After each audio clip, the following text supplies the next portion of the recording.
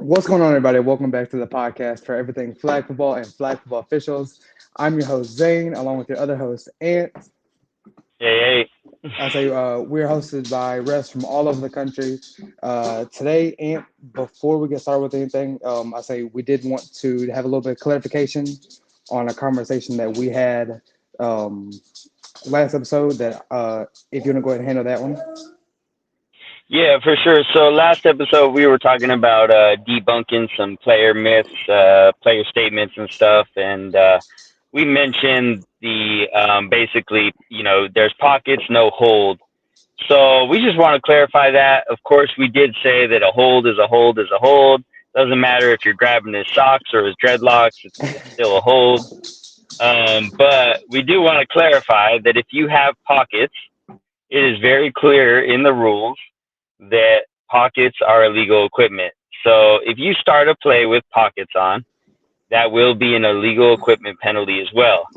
So a hold might happen, which gets a flag. Illegal equipment, because you have pockets, gets a flag, and it ends up Mm-hmm. being offsetting penalties, retrying. So just to clarify. Mm-hmm. Oh, Ant's out. Oh, Ant's back.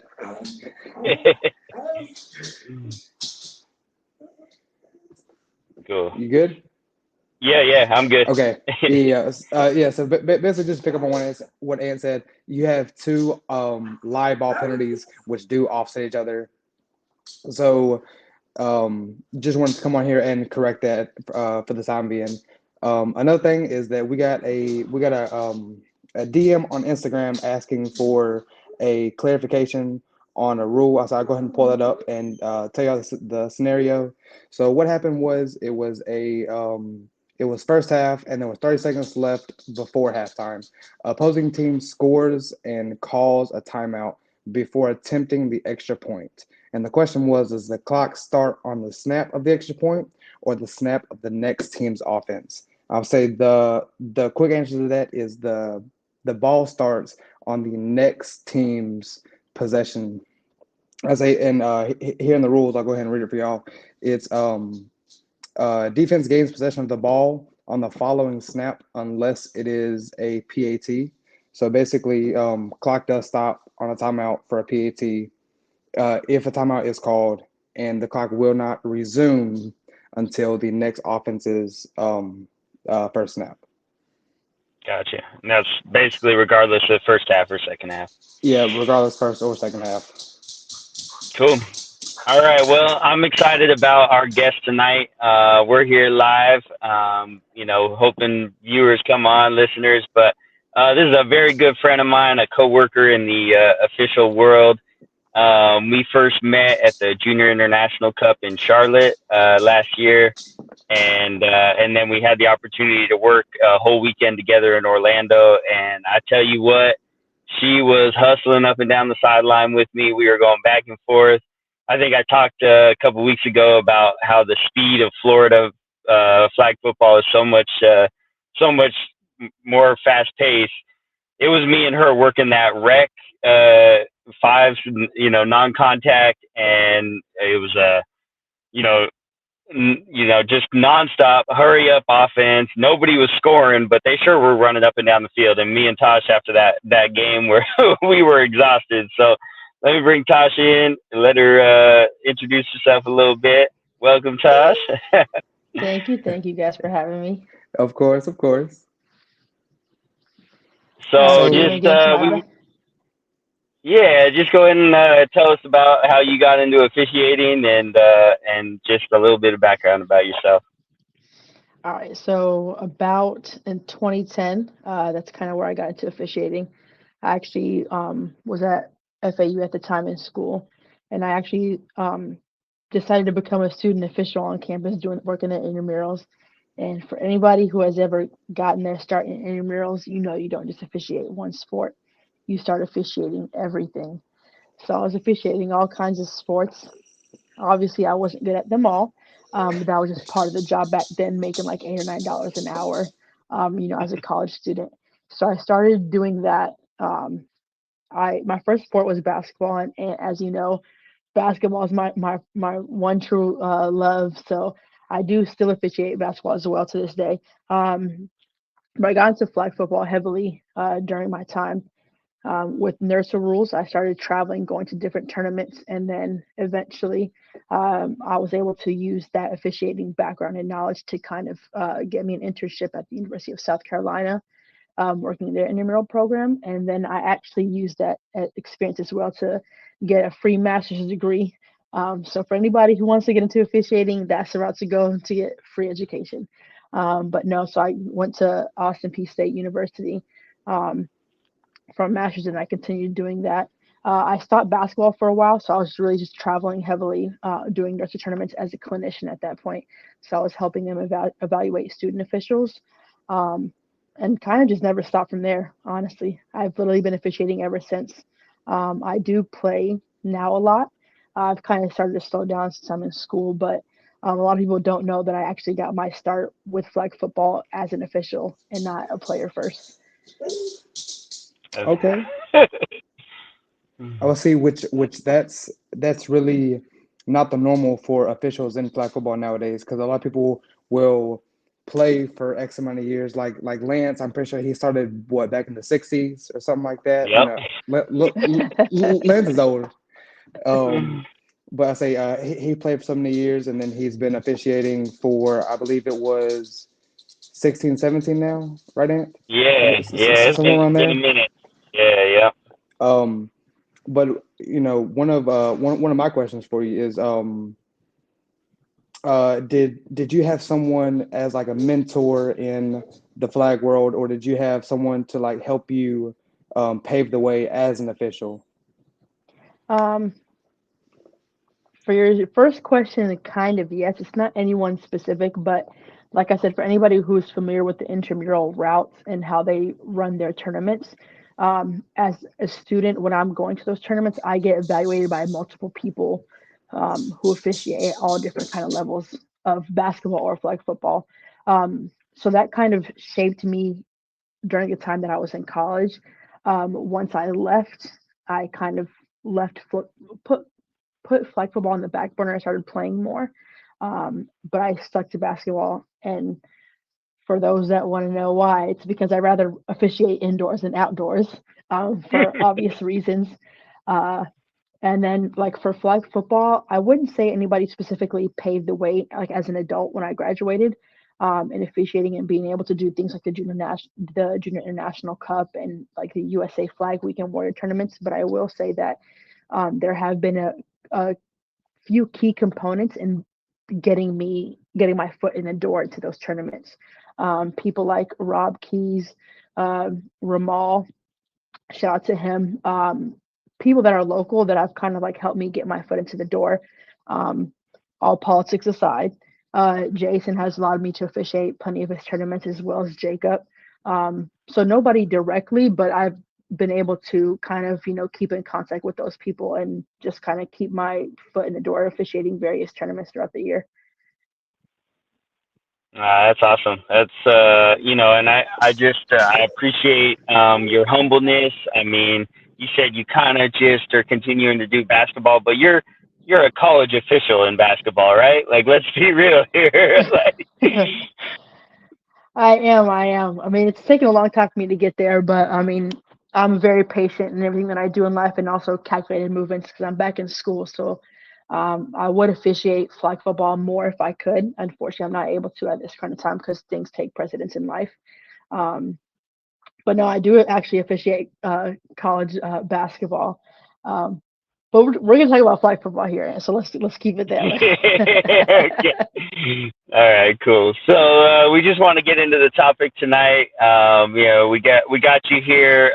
The last episode, we were talking a little bit about the women's game, and there were some comments about the difference between officiating testosterone and estrogen, and all of that being said, and I know we were making some jokes about how it's very different how players come at us as officials. What do you notice most in, like, for example, in the pro division between the men's and the women's game of flag football? um, I'm going to be honest. I Are we talking about strictly behavior towards us officials? Yeah. Um, I will say that on the men's side of things, I do feel as if as from a female perspective, they cross the line a lot more in what they say and their words that they choose. Yeah. Females don't necessarily, but they can become very condescending whenever they speak to officials as well. Not everybody does it. You will have a lot of outliers that like will be nice and like Lance said, if you ask nicely, that's how we're going to respect each other during the game. But there are like on the men's side, that's what stands out to me most is the words that they choose to say.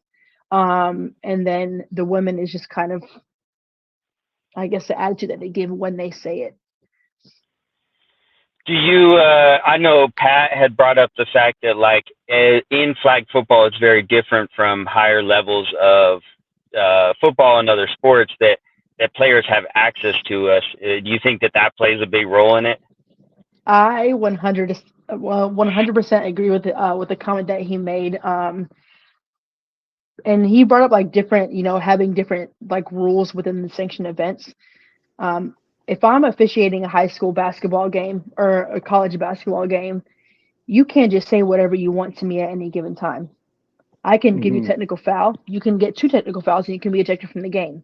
You can sit down on the bench as a coach after one technical foul. Like you have so much more control over how the game is managed because you are warranted that authority on the basketball court. When it comes to things that aren't associated with like school directly, i.e., the USA flag, weekend warrior, that don't have that don't have the personnel to give you that much authority on the field, there's a lot more things that are said. But then people look at us when we throw flags for unsportsmanlike conducts or you know for any given reason like bad behavior or whatever have you. They look at us like, why are you being soft? Hmm. Why are you gonna take it personal? But it's like Hmm. because people who had that experience outside of just doing those flag football tournaments, you don't have to put up with that if you don't want to. I can literally Yeah. ask you to leave the gym if I wanted to, and somebody can come escort you off the property. With flag football, they have too it's there's not that they have too much because what can you at the end of the day what can you really do? But I do wholeheartedly agree with them having a lot more access to us. Yeah, and I think I mean I brought up a point just about talking about the point of the game of throwing it unsportsmanlike, and I think for me that's how I protect myself. I'd rather throw an unsportsmanlike very early in the game and just kind of set the tone. Ultimately, the coin toss is our opportunity to kind of give a warning. Is there anything that you say in the coin toss where you're just like, "Hey, this is how I'm going to run things on my field. Take it or leave it," and then from there, that's how you go, or what do you? How do you approach that coin toss?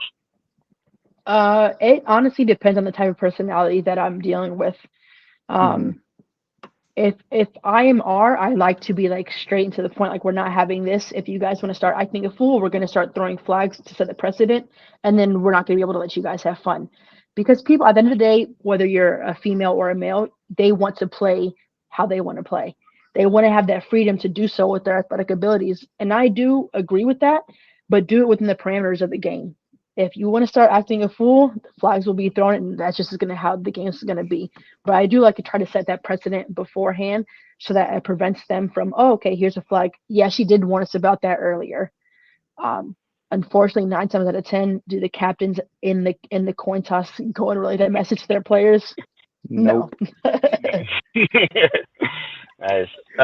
Zane, what do you see as the biggest difference between the men's and the women's game as far as in the pro division? So one of the predominant differences is the speed. Um, but I mean, you'll see that in every sport across the world. That predominantly men are a little bit faster. They're a little bit stronger. But don't get me wrong, women are a lot smarter than us. A lot smarter.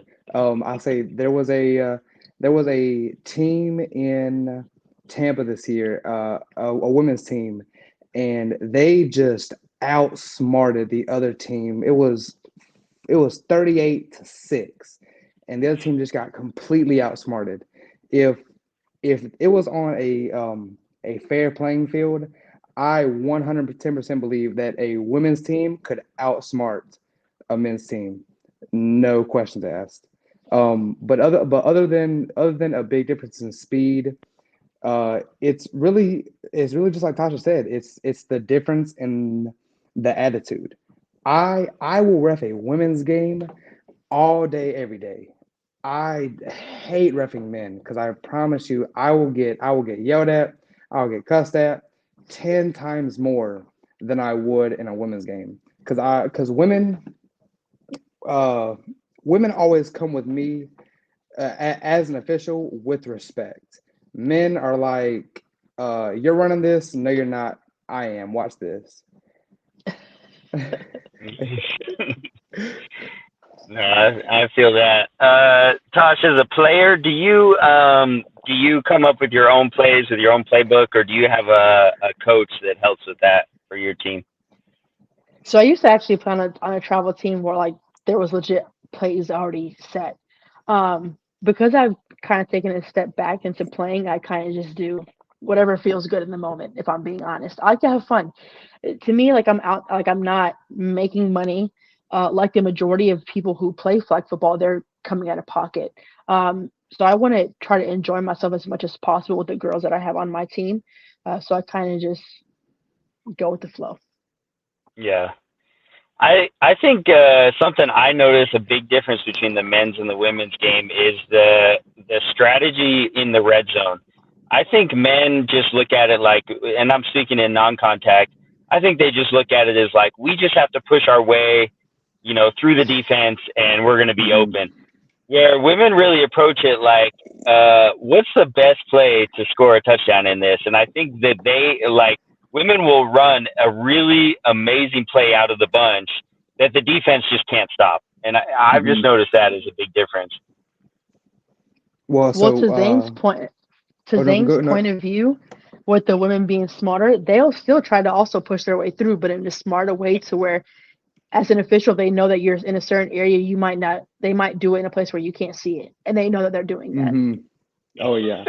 Well, so like we just had a comment on YouTube from TJ, and he was like, women definitely scheme a lot more, where men try to rely on their talent alone. Yeah, I mean, I agree with that, but also there's some women that just ball, and they got. I Just mean, ball out. you know what I mean? Like just in Tampa, I don't want to single anybody out, but like there's some women like Neek or Maddie that Hmm. just I mean their talent it shines when the moment comes down to it. They make it happen. So there's talent on the women's game for sure too. That where they just they know that they got to just throw it up in the back of the end zone and Neek's gonna get it. Like that's all it comes down to, Yeah. you know. What So side for you guys has the most ego? Uh, That's men, 1,000%. It's like every time I ref men, I'm not refing them. I'm refing their egos. It's like they think that I'm challenging them, but I'm like, bro. As soon as I'm on this field, I have no ego.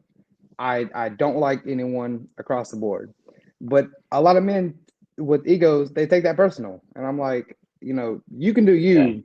Just know there's no hate here. I also think there's an ego about knowing the rules. I think men are just convinced that they've watched enough NFL football that they know all the rules about flag football. And so, like, whereas there are women captains that will read every single part of the rule book, and they just have it dialed in. And if I'm not exactly on, Hmm. they're gonna be in my ear. I've had plenty of women screaming in my ear just as much as men. So like let's not let's not take it too easy on the women, you know. But And I'm gonna be honest. When it comes to the men's game, I've had plenty of men mess up a simple coin toss. yeah, Hmm. yep, Hmm. So that's very true. Yep, yeah. The moment they say defense, it's over. So, Tosh, what format that are played in the national tournaments do you think women excel the most at? Oof. Um,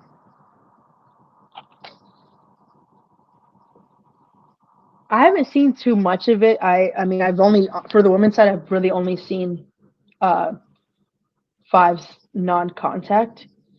Uh, but I feel like they would be success. Not that they aren't successful in the fives non-contact, but I feel like fives aired out is a really good format.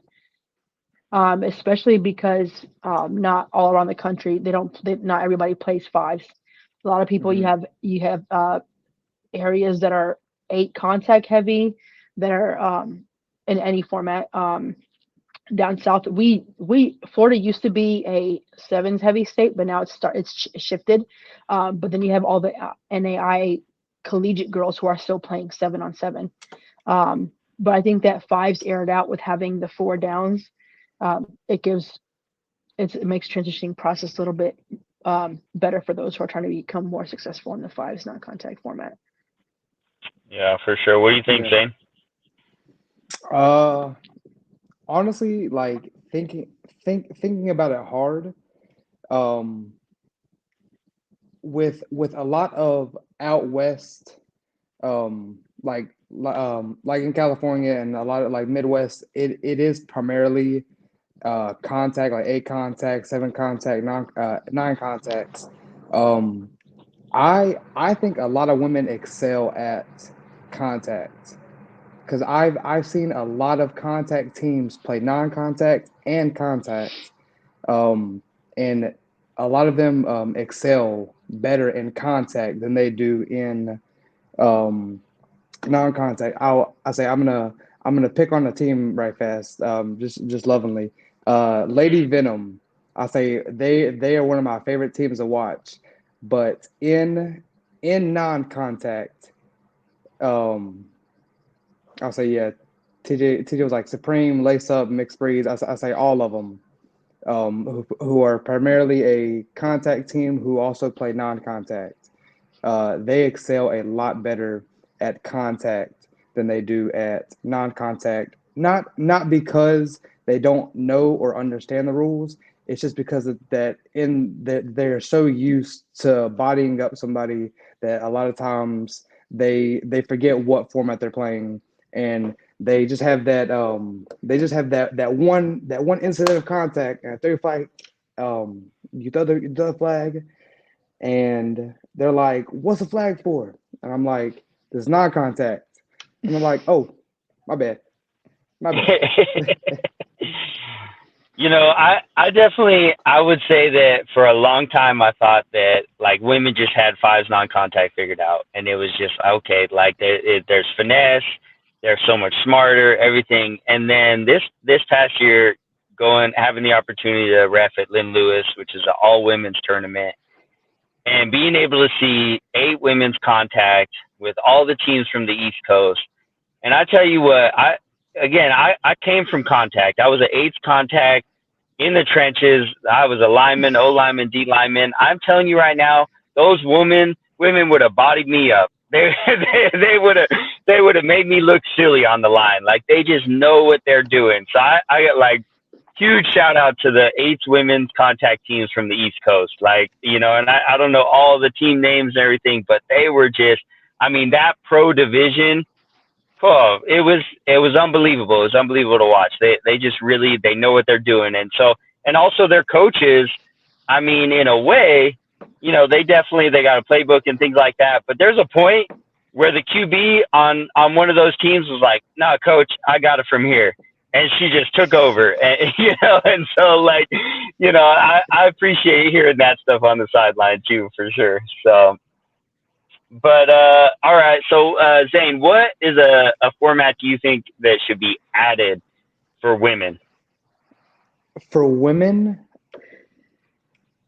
well, so I was thinking about this at work tonight, and a format that I think that should be added, maybe not just specifically for women, but a format that I believe would be a very interesting would so they have aired out, which is only a throwing format.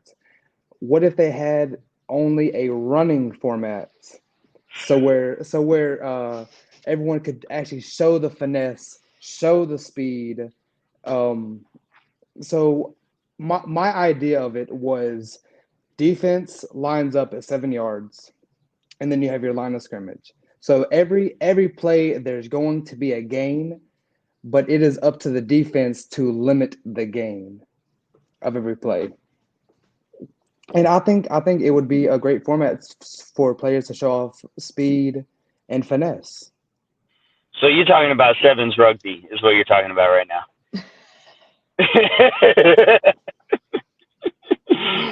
It's all Okay, running. all running technically, but instead of tackling in rugby, all I gotta do is pull a flag. There you go. But Okay. yeah, I got you. All right, Tasha, what do you think? What's a format that's not offered to women that you think should be? In my opinion, there's already a lot, if I'm being honest. Yeah. I'd probably only think to take out one. I wouldn't want to add anything else. Okay. What do you want to get rid of? Um, I know I'm gonna get a lot of hate for this, but it's only because I play quarterback. But the playground format, Okay. I know it's put in place because there are not a lot of female quarterbacks, and without female quarterbacks, then you can't put together all women's team. Um, but like from a local standpoint here, they were trying to implement that into the league, and we had to shut that down because, like, to me, if we have a decent amount of quarterbacks, like, let us throw, because then I mean, I know when I was playing on a more organized structured team, I wasn't allowed to play defense. um so where does that leave me playing in that format? It doesn't. Yeah. So I mean, like, I know I'm gonna get a lot of heat for that one, but it's only from a local standpoint. Nationally, I understand because I feel like there's a drought of women quarterbacks. So Yeah, well, I don't think that's going to last much longer. Recently being able to officiate a lot more youth tournaments. I mean, there's some girls that there's a girl out of I think she plays out of Vegas. She's 12 years old and she's playing on the U17 wow. division right now, and she balls out. I mean, she can sling that rock for sure. So I don't know. I think pretty soon there's not going to be a drought, and that would be a format that I agree you could mhm. probably got rid of. But I I want to see, and I don't know if they have this in Florida, but I wouldn't mind seeing fours in women's. What do you think, Tosh? We've tried, but it's not really of much interest, unfortunately. No, okay, all right. I just don't know what it is with female participation in general. I feel like locally, like, leagues are starting to water down. Too many formats, too much expenses being, fees being owed. So, like, I think, like, sometimes people can get complacent with what they already have, which I don't blame them because I'm not going to sit here and pay for another format either. But I think that's kind of why 4v4 hasn't really been heavily in the picture at all. I got you. Mhm. All right, so let's shift gears a little bit. Let's talk about co-ed, and this is bringing both men and women together. Zane, what is the biggest thing that you notice as far as officiating co-ed compared to any other format or division? I get a lot more confused. Yeah. 1,000%. I get a lot more confused because you have your regular downs, and then you have to calculate in open and closed. Whenever I ref co-ed, I have one hand up for downs and I have one hand to the side for open or close. And then if I mean you have to watch every play and make sure you know who it goes to. And if you miss one play, oh, you're screwed because a team is gonna pick on you for not knowing, and then you have to get together and huddle up and figure out what happened. And then a lot of times, like again in Tampa this year, um, when it is so cold, a lot of players are wearing the ski masks. Females, and you can't see their hair. So like I had to play, and I was like closed. Uh, no. Yeah, I said it was close three. The quarterback looked at me. He was like, "No, it's not." I was like, "You just threw it to him." And she took down her mask and she was like, "No, I'm a female." I'm like, "Yes, ma'am." I apologize. I said, I could not tell with the mask on. But yeah, Yeah. most definitely open and closed. What about you, Tosh? Um, I don't know. I'd probably say the same. I would probably agree with what he said. It's just a whole different ball game because there's too many factors in it.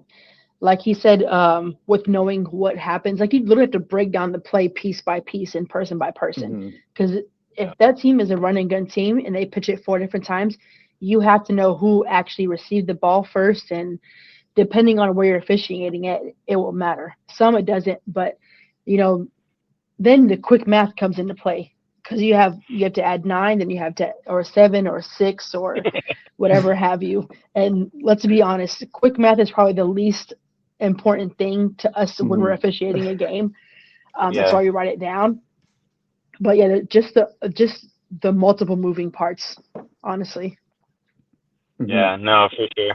I feel like I noticed something very different in co-ed. I think that and maybe it's because we're starting to talk about it more, maybe because women are starting to get more attention in flag football, but I feel like men look at it as an opportunity to be able to beef themselves up, have a bigger ego, like, oh, I can ball out Hmm. against these women, like, and I have noticed there are still some co-ed teams that they'll throw a ball into the dirt close to a female receiver just to get rid of that gender play, and then they'll just take over with their guys from there, just to score as many points as quick as possible.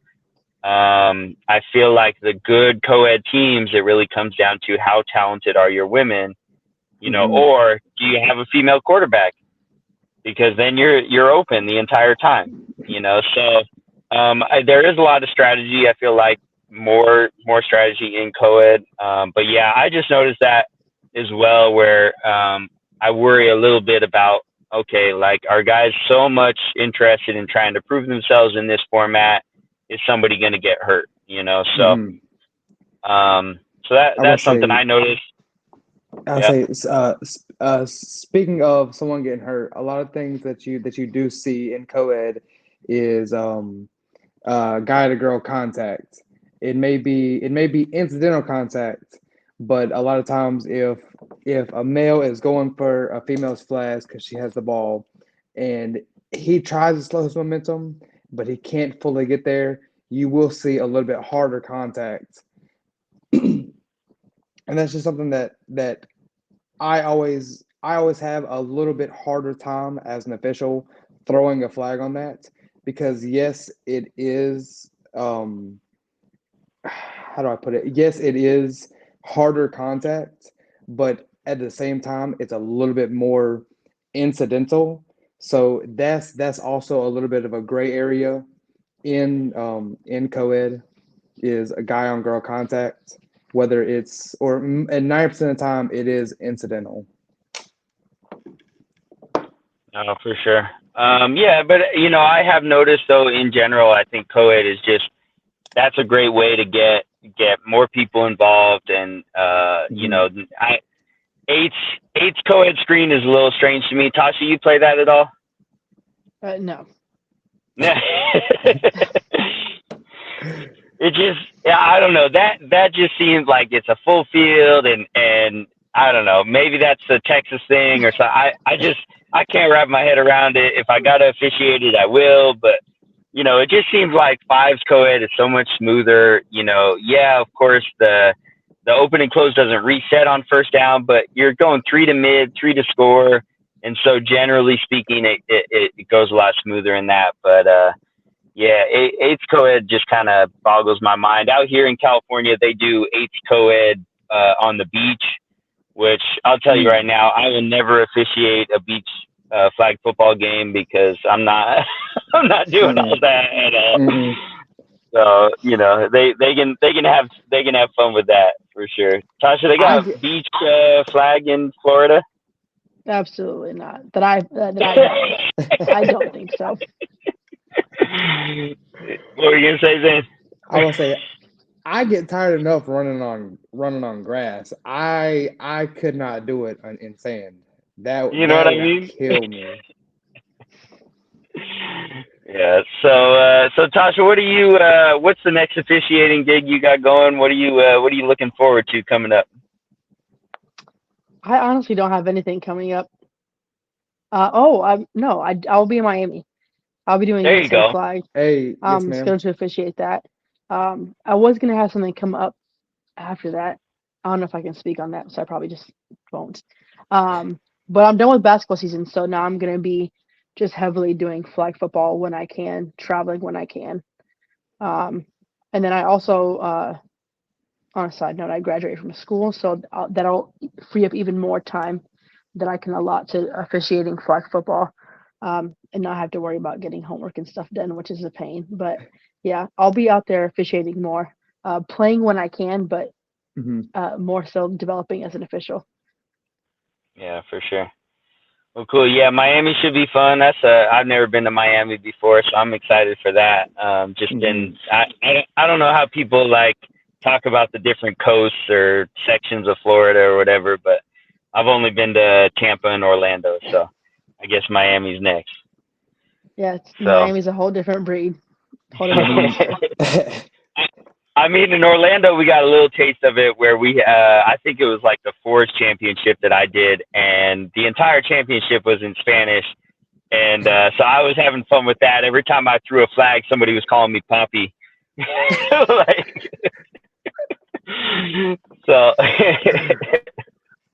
but so cool. Well, Tasha, I appreciate you so much for coming on and just representing the female officials and as Pat and Jordan would say, the estrogen part of the sport. You know, but yeah, so we already talked about what's coming up next for us. We appreciate everybody that's been following and sharing and listening and Hmm. subscribing. We are all over on Instagram. Our link tree is. Shout out to our sponsor, TZ Customs. If you need to get custom cleats or you just want some nice new Air Force Ones painted real fancy like, hit up TZ Customs at TZ Customs. He did our logo for us, so just want to continue to show him love. Zane, what you got to wrap us up? I want to say yep. So we are on Instagram, Facebook, YouTube, Spotify, and TikTok. I say all of it's clock running. All of it is in the link tree of the Instagram. Make sure to like, follow, and subscribe. I say that's it for today. I say until next time. All right, y'all.